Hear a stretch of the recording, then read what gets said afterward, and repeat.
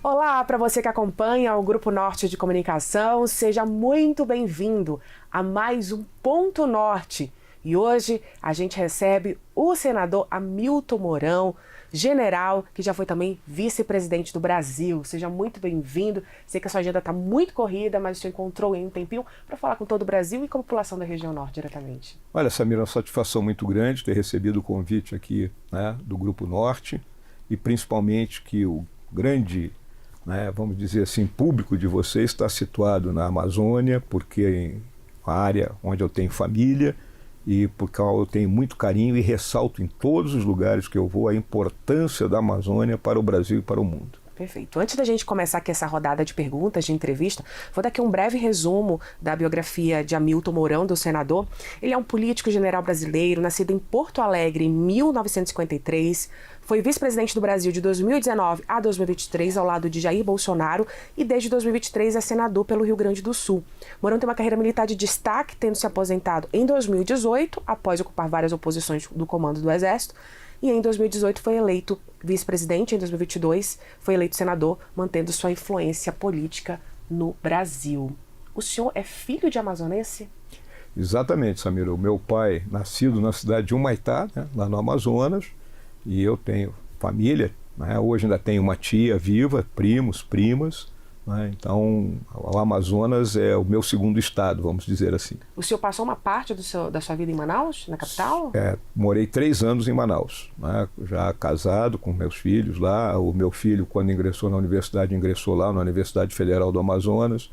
A minha filha estudou no Colégio Militar de Manaus e depois residi lá na Cabeça do Cachorro, em São Gabriel da Cachoeira. Olha só. E onde que o senhor morava lá em Manaus? Morava lá ali no São Jorge, à frente do quartel do 1º BIS. Sim. E o que o senhor gostava de comer lá que o senhor tem falta hoje aqui? Um bom tambaqui, né? Porque aqui não é tambaqui de cativeiro, é tambaqui pescado. É óbvio. Né? E óbvio, a tartarugada, né? Que a gente não pode falar muito, porque na casa da minha tia Maria, todos os sábados havia um almoço da família. E sempre tinha aqueles pratos típicos, pirarucu de casaca, tartarugada, tambaqui.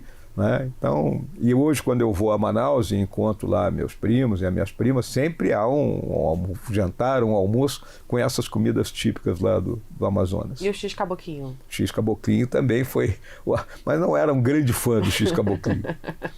Mas assim, no seu dia a dia hoje a gente não consegue encontrar tantas coisas, amazônicas aqui em Brasília. Tem alguns lugares aqui que você até consegue encontrar, mas realmente a realidade, o paladar você sente quando está lá na região. Senador, então a minha primeira pergunta é, o senhor como ex-vice-presidente e agora senador, qual é a sua visão sobre a atual política de defesa nacional do Brasil? O que o senhor acha? A gente avançou, a gente estagnou, a gente retrocedeu? Qual é a sua avaliação com relação a isso? Bem, uma política ela tem que se basear, vamos dizer assim, numa estratégia, E, no caso específico, a nossa estratégia é uma estratégia de presença. Então, nós temos um país de dimensões continentais, com 8,5 milhões de quilômetros quadrados, com 7.500 quilômetros de costa, uma fronteira terrestre de 17 mil quilômetros com 10 países, países que são 5 países diferentes dentro de um. Então, tem que haver uma presença das Forças Armadas nesse largo território e, principalmente, considerando a Amazônia, que é um grande vazio demográfico. E a outra questão é a dissuasão, é uma capacidade operacional para que nós sejamos respeitados como nação, porque alguém vai olhar, não, esse pessoal aí tem uma força armada digna. Mas, obviamente, o que acontece? Para você executar essa política, você precisa de recurso. E, ao longo dos últimos 40 anos, vamos colocar assim, 30 anos, vou botar, os recursos têm sido escassos e insuficientes para que essa estratégia seja efetivamente implementada. Na época que o senhor foi vice-presidente, houve aí muitos militares em cargos importantes no governo federal. Hoje a gente já não vê isso com tanta... Enfim, não é tão comum. O que o senhor acha? O senhor acha que isso deveria ter continuado? Enfim... Olha, Samira, é uma discussão que eu acho que é meia, vamos dizer assim, preconceituosa sobre essa questão da participação do estamento militar na vida administrativa da nação. Eu tenho sempre respondido que O grupo militar é um grupo que ele é formado, pós-graduado, doutorado, tudo às custas da nação, ou seja, é um grupo que tem um conhecimento adquirido, uma vivência, uma competência, né, que não pode ser pura e simplesmente desperdiçada. Então, se a nação puder aproveitar essas pessoas em alguns momentos na sua administração, eu não vejo problema nenhum disso aí, não pode ser tratado como algo preconceituoso. Mas o senhor acha que há esse preconceito? Acho que parcela aí, principalmente vem da esquerda, né? A esquerda tem um certo preconceito e muitos colegas seus, né, na imprensa também têm essa visão preconceituosa sobre essa participação, até porque a maioria das pessoas desconhece a realidade no ambiente dentro das Forças Armadas, porque a parcela da população brasileira que efetivamente serve às Forças Armadas não é aquela parte da população, vamos dizer assim, que tem acesso aos melhores estudos, às melhores posições dentro da sociedade. Inclusive, nós tínhamos mais escolas militares, né, com ensino militar. E isso, com o governo atual, acabou diminuindo muito. O senhor acha que... Como é que o senhor avalia, então, a educação militar, ela é importante? Como é que foi o desempenho no momento que o senhor foi vice-presidente, nessa época que o senhor... Não, aí a gente não pode confundir uma coisa com outra, né, Samira? Durante o nosso governo teve a questão das escolas cívico-militares. Então, a proposta pedagógica da escola cívico-militar era que a parte militar era única e exclusivamente voltada para a disciplina, que é algo que todo mundo, a sociedade como um todo, pondera e reclama sobre, vamos dizer, a desorganização, a falta de disciplina, a falta de educação que acontece com as crianças dentro das escolas. Então, a escola cívico-militar, você tinha um lado disciplinar, mas a questão pedagógica específica do ensino não havia essa influência militar. É o que ocorre nos colégios militares, né? Os colégios militares, eles têm a parte pedagógica de acordo com a Lei de Diretrizes e Bases Nacional, e tem a parte militar, porque usa um uniforme, entra em forma, canta hino nacional, né? Existe aquela questão dos valores, né, vamos dizer assim, da nacionalidade. E não é uma doutrinação, né? Não é uma doutrinação. É diferente, por exemplo, das escolas de formação. Aí a academia militar, sim, a escola de formação de sargentos, aí já é diferente. Mas o senhor acha que se tivessem apostado nisso aí, a educação estava diferente, né? A gente tinha mais escolas, mais alunos tendo essa formação de disciplina mesmo, e que foi muito importante nessa época. Olha, o que eu vi é que eu visitei algumas das escolas cívico-militares e os pais dessas crianças que lá estavam, dos adolescentes, todos muito satisfeitos porque o filho estava numa escola onde havia uma disciplina, onde ninguém entra armado, onde não há, vamos dizer assim, agressões, bullying, essas coisas que você vê na maioria dos nossos colégios. A região onde esses alunos estudavam, onde essa escola também era instalada, também mudava, né? A comunidade ali. Nas diferentes cidades onde houveram, né, as escolas cívico-militares, essas escolas estavam junto das pessoas mais carentes da sociedade, né? Ou seja, que são aquelas pessoas que necessitam realmente ter um acesso de uma educação de qualidade para que possa se posicionar melhor na vida. Falando sobre a educação, que acaba inserindo nessa parte da violência, na época que o senhor foi vice-presidente, se defendia muito, né, o uso das Forças Armadas para combate ao crime organizado. O que o senhor acha disso? Como é que o senhor avalia? Olha, o que nós temos que compreender, né, Samira, é que hoje no país a gente enfrenta uma narco-guerrilha. Essa é a realidade, né? Então são quadrilhas que elas se expandiram de tal forma que elas têm uma força de guerrilha, que é aquela bandidagem armada que você vê na rua, tem uma força de sustentação, né, que lhe provê apoio médico, apoio financeiro, essas coisas todas, e uma força subterrânea que trabalha com inteligência, infiltração em órgãos policiais, etc. e tal. Então é uma coisa estruturada. E o Estado brasileiro tem que se armar melhor. Armar que eu estou falando não é armamento puro e simples, mas, né, se preparar melhor para enfrentar essa situação.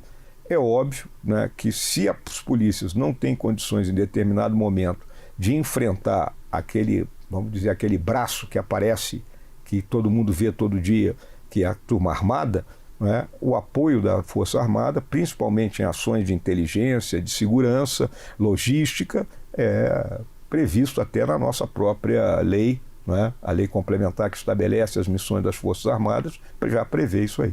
E com relação à proteção da Amazônia, né? Porque tem sido um tema controverso, há quem defenda, há quem seja contrário, mas na sua avaliação, Forças Armadas ali para proteção da Amazônia, é imprescindível? É imprescindível, porque os únicos que estão efetivamente 24 horas por dia, 7 dias por semana, 365 dias por ano, não é? Nas nossas fronteiras, são as Forças Armadas, em particular o Exército Brasileiro. Quando você olha lá os mais de 30 pelotões especiais de fronteira que nós temos distribuído, desde lá do Oiapoque, não é? Até a região lá de Sena Madureira, no Acre, até a região, não é, da fronteira do Acre com a Bolívia, um grande arco fronteiriço, não é? Essa presença é que, vamos dizer, assegura um certo controle nas nossas fronteiras. Porque o restante do Estado brasileiro lá não está. A presença sazonal da Polícia Federal, presença sazonal das entidades aí do meio ambiente, mas quem está permanentemente no terreno é o Exército Brasileiro, a Marinha e a Força Aérea. Como é que o senhor analisa os investimentos que o governo federal tem feito para essas instituições? O senhor acha que retrocedemos também? Como é que o senhor avalia isso? Vem anualmente decrescendo, né, a capacidade de investimento da Força, e as forças são, um Exército, a Marinha e a Força Aérea são caras. Então nós temos aí a questão dos caças da nossa Força Aérea, um projeto que vem se arrastando no tempo, né, e hoje nós praticamente estamos muito limitados em termos de cobertura dentro do nosso espaço aéreo. A nossa Marinha precisa urgentemente de aumentar a capacidade da esquadra. Nós temos hoje apenas uma esquadra localizada no Rio de Janeiro com deficiências. Precisamos ter uma segunda esquadra, que é a estratégia da Marinha no norte do Brasil, né? E isso requer a construção de embarcações. E o Exército, né, tem os seus projetos do míssil de cruzeiro, do sistema de segurança das fronteiras, o CISFRON, né, o projeto dos blindados. Então, esses projetos têm que ter previsibilidade, porque eles dão uma largada com um horizonte previsto e a partir daí começa esse horizonte a ser elevado cada vez para um ponto mais distante. Vamos continuar aqui. Eu queria que o senhor falasse também sobre a liberação do uso de armas, né? É um tema também muito polêmico, mas para o cidadão de casa, né? Alguns defendem, outros não. Isso poderia aumentar a violência de fato? Ou para o senhor não, isso significa proteção para o cidadão de bem que está ali, né, querendo trabalhar honestamente e acaba sendo afetado e ameaçado por assaltos recorrentes? O que o senhor acha disso com relação à liberação do uso de armas? Eu não vejo uma questão como liberação, né? Liberação é quando você entra em qualquer loja, apresenta só uma carteira de motorista como nos Estados Unidos e compra a arma que você quiser. Aqui não é assim. Né? Você pode até comprar uma arma, mas para você ter o porte dessa arma, existe todo um processo pelo qual você tem que passar. Né? Com teste psicotécnico, teste prático, né? Ao chequeio do teu background, né? Pelo estamento policial. Então eu acho que aquela pessoa que, né, quer ter uma arma, ela tem que ter esse direito. É o direito de ter uma arma e de portá-la. Agora, óbvio, aquela pessoa, né, que não tem condições psicológicas, né, ou já tem um passado criminoso, essa realmente tem que ser impedida de estar com arma. É óbvio que o criminoso ele sempre vai andar armado, né, independente da arma ser legal ou não. Mas outras pessoas a gente sabe que tem desequilíbrios, né, que uma arma na mão dessa pessoa será um problema. Mas o senhor acha que deveria ter flexibilização para o cidadão que, por exemplo, sofreu vários assaltos? Lá em Manaus, por exemplo, tem casos de comerciantes que já foram assaltados mais de 40 vezes. Não é nem questão de flexibilização, eu acho que é o direito da pessoa de se defender. Então, eu quero ter uma arma, que eu tenho um estabelecimento comercial, bom, eu vou comprar aqui uma pistola, né? Vou passar por todo o processo. E vou passar por todo o processo e vou ter a minha pistola aqui dentro. Né? De modo que o bandido que vier aqui, ele vai pensar 2 vezes antes de chegar aqui e me assaltar, porque ele diz assim, não, eu posso me machucar. Né? Essa vamos dizer, a teoria de você ter uma arma. Eu chamo da teoria do canivete. Um cara grande vai pegar uma pessoa de menor estatura, mas ele sabe, pô, aquele pequeno ali tem um canivete, ele vai me enfiar esse canivete na barriga e eu vou sangrar. Então, já não vou lá. Vamos lá então, senador. Eu queria falar com o senhor sobre ameaças internas e o papel do Exército nesse sentido.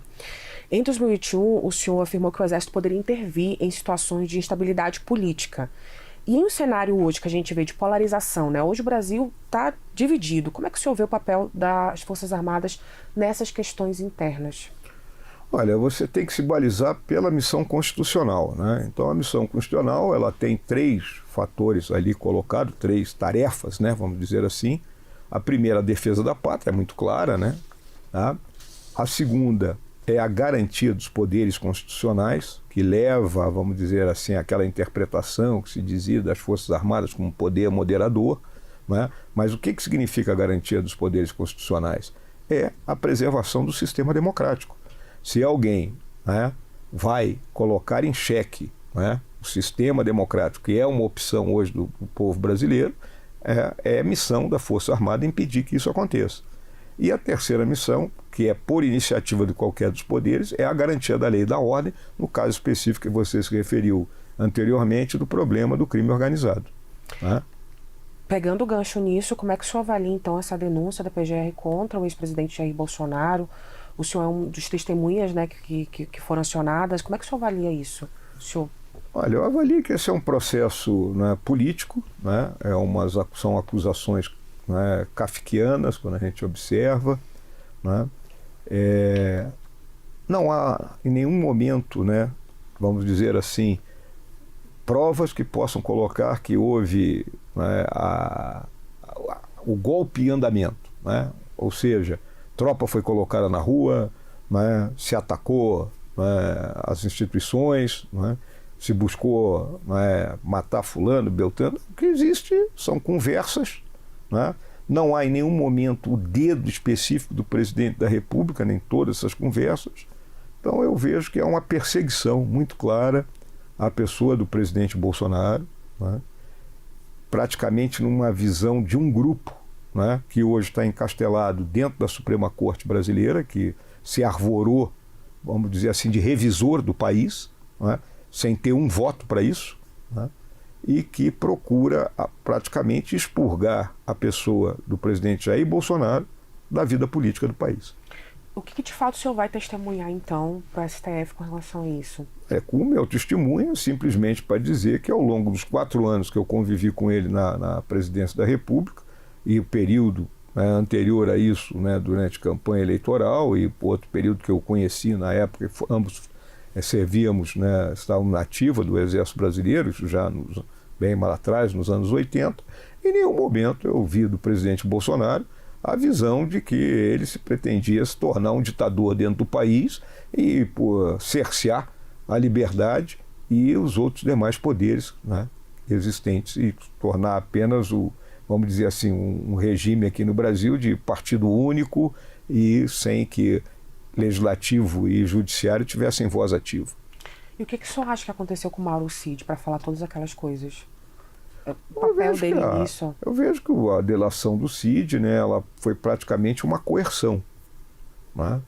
E isso está muito claro e deveria ter sido anulada no momento em que o próprio juiz, né, o ministro Alexandre de Moraes, o argue. Isso não é previsto, né, num processo de delação premiada. E ali ele até, vamos dizer assim, ameaça a família do Cid. Eu vejo que o Cid relatou uma porção de coisas que ele viu, mas quando você junta esses fatos todos, são conversas. Né? E é o que eu digo, a partir do momento que nós vamos ser condenados por conversa, aí eu acho que nós vamos entrar num terreno extremamente perigoso. O que o senhor consideraria, nesse caso, uma prova contundente mesmo que o STF, se tivesse em mãos, deveria agir como está agindo? A prova contundente nada mais vamos lembrar assim, vamos colocar aqui, outros golpes que aconteceram na história do Brasil. Vamos lembrar 22, né, em 1922, a Escola Militar do Realengo, junto com outras unidades, se revoltaram, né, então saíram da escola, atacaram outros quartéis. Aí entra aí o episódio dos 18 do Forte, que bombardearam, né, a parte do centro da cidade do Rio de Janeiro, depois saíram pela praia de Copacabana para enfrentar a força. Então isso efetivamente é uma tentativa. Então vamos dizer que essa turma toda se reunisse no Palácio da Alvorada no dia da posse do presidente da República e de lá saísse armada para impedir a posse do presidente da República. Isso seria uma tentativa de golpe. Agora, não tivemos isso em nenhum momento aqui no Brasil. O 8 de janeiro, o senhor não considera que teve relação com isso? O 8 de janeiro foi uma baderna, não é? Uma parcela expressiva da população representada por aquele grupo que estava lá. Até hoje, você já viu alguma análise de quantas pessoas tinha naquela manifestação? 3 mil, 4 mil, 5 mil. Nós já tivemos manifestação aqui em Brasília de 500 mil pessoas. Né? Então, um grupo de 3 mil, 4 mil pessoas, por omissão, né, dos órgãos responsáveis por garantir a segurança da esplanada dos ministérios, leia-se Gabinete de Segurança Institucional do senhor Presidente da República e Ministério da Justiça, avançaram para dentro da esplanada e praticaram um ato de vandalismo no Congresso, no Palácio do Planalto e na sede da Suprema Corte. Então isso foi o que aconteceu. E quem praticou o ato de vandalismo, na minha visão, tem que ser condenada por ter praticado o ato de vandalismo. Agora, enfiar 17 anos de cadeia, né, dizendo que aquelas pessoas foram para lá para dar um golpe, quem seria o que seria instalado na presidência da República na segunda-feira? Lembrando que aquilo era um domingo. No dia 9, quem se sentaria na cadeira do presidente da República? A Fátima de Tubarão, né?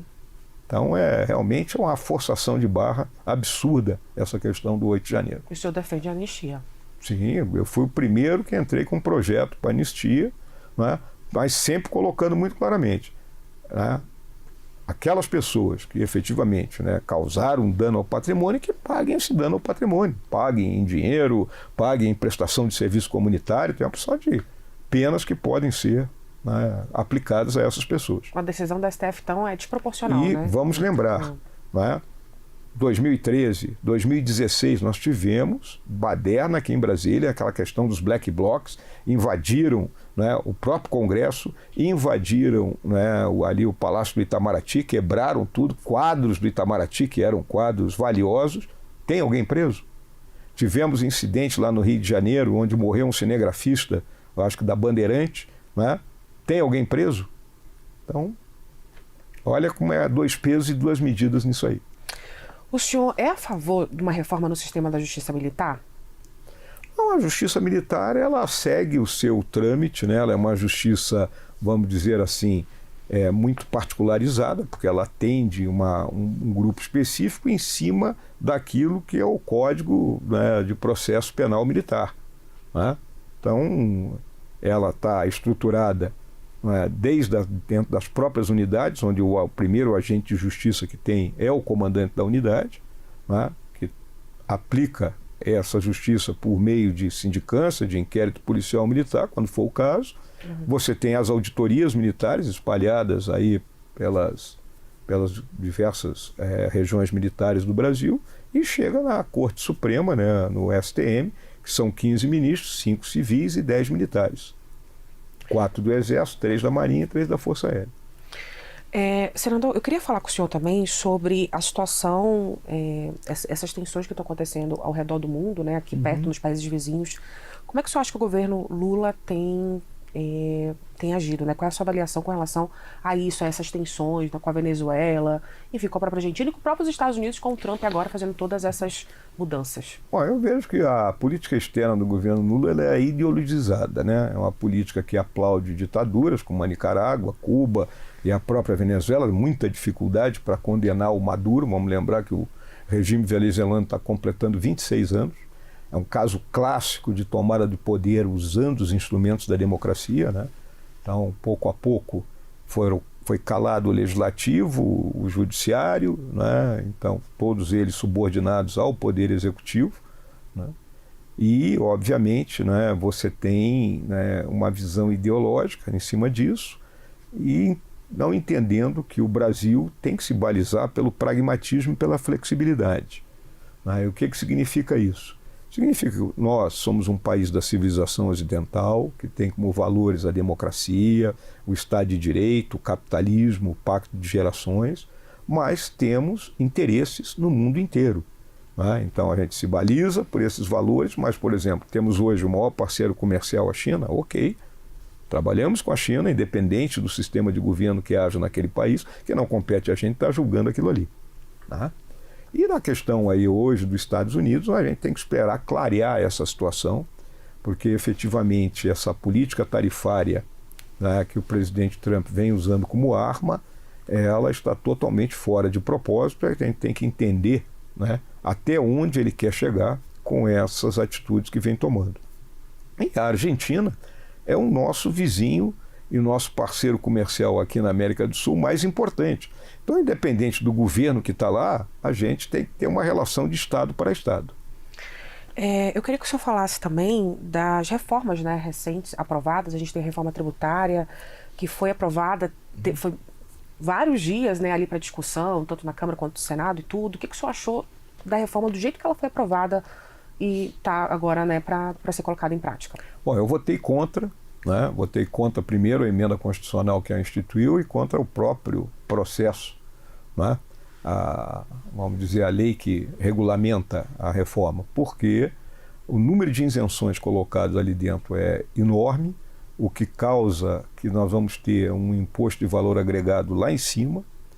Há essa questão, não é, da partição do IBS, né, o que é o Imposto de Bens e Serviços, que vai ser dividido entre estados e municípios, com a criação de um comitê, que agora nós vamos analisar como é que vai funcionar esse comitê, e que praticamente, não é, retira poder dos estados e dos próprios municípios, e pode haver uma ruptura do pacto federativo nisso. Então, acho que a reforma era fundamental, mas ela poderia ter sido bem mais simples do que terminou acontecendo.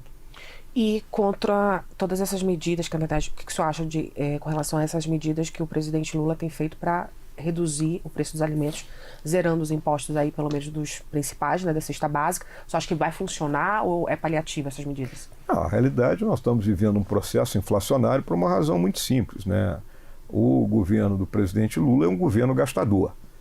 Ele recebeu um cheque em branco do Congresso Nacional. Vamos lembrar que em 2022, dezembro, o Congresso votou aquela PEC da transição, que botou aí na ordem de 180 bilhões a mais no orçamento, né? E a partir daí escalonou esse gasto com a criação desse novo arcabouço, que dá uma flexibilidade maior do que era o antigo teto de gastos, e, obviamente, né, ultrapassaram todos os limites. E o que acontece com isso? O governo injetou dinheiro na economia via, então, essa expansão fiscal, e a economia ela não consegue atender toda essa demanda, né? Então, consequentemente, os preços sobem. E você tem ainda a questão de sazonalidade da produção de alimentos e há essa inflação, e que o presidente acha que diminuindo impostos de importação vai mudar isso aí. Não vai mudar nada. O que ele tem que entender é que tem que buscar a redução do gasto público, né, de modo que isso vai levar à queda da inflação, consequentemente à queda do juro, e aí, né, a economia começa a entrar dentro de um círculo virtuoso. A gente já vai para o game agora, que a gente está chegando no final da nossa entrevista, senador, mas assim, eu queria muito perguntar do senhor, 2026 está aí, quais são seus planos na política? O senhor não pensa em vir de novo como vice-presidente, como presidente? Você sabe que vice-presidente você não escolhe, você é escolhido, né? E na realidade, né, nós temos que construir uma boa candidatura do nosso grupo da direita, né? Óbvio que a pessoa do presidente Bolsonaro é aquela que assoma como maior líder, né? Esperamos que consiga emergir desse processo em condições de concorrer, mas se porventura isso não ocorrer, né, nós temos que buscar alguns dos outros nomes que nós temos aí, como Tarcísio, Caiado, Ratinho, Zema, o governador do meu estado, que é o Eduardo Leite, né? Então nós temos nomes aí para enfrentar esse grupo aí da esquerda, do PT, que é um grupo atrasado, um grupo que perdeu o bonde da história e que, infelizmente, né, já tem que reciclar. Esse grupo tem que se reciclar porque ele envelheceu e não está entendendo como é que o mundo funciona hoje. Mas se o seu nome fosse apontado para presidente, né, para eu acho muito difícil que isso ocorra, viu, Samira? Porque... Mas o senhor aceitaria? Não, é óbvio que, né, se houvesse uma concertação em cima do meu nome, né, eu jamais refugaria uma tarefa dessa natureza. Mas olhando, vamos dizer assim, objetivamente, né, a gente vê que o meu nome não é o caso para esse momento, né? Ok. Vamos lá para o game, então? Vamos ao game. Game que eu já expliquei para o senhor escolhe aqui uma figura, a gente vai revelar quem é, e o senhor diz se o senhor aceita na sua rede social ou se o senhor silencia, bloqueia, prefere não ter esse conteúdo. Pode escolher. Meia dúzia. Vamos lá, número 6. Olha, Columbre, do presidente do Senado. Davi é meu amigo, pô. Davi é uma pessoa que... o Davi ele tem uma característica, é o seguinte, ninguém consegue brigar com o Davi. Né? Porque ele é extremamente educado, ele sempre me tratou, né, desde a época como vice-presidente, né, com uma, vamos dizer assim, com uma lianeza, né, muito grande. Então, acho que está no lugar aí que ele brigou para ir, né, para ser o presidente do Senado e, consequentemente, presidente do Congresso. E tenha o meu apoio e está na minha rede, tranquilamente. Ok. Vamos para outra, então? Escolha outro número. Número 1.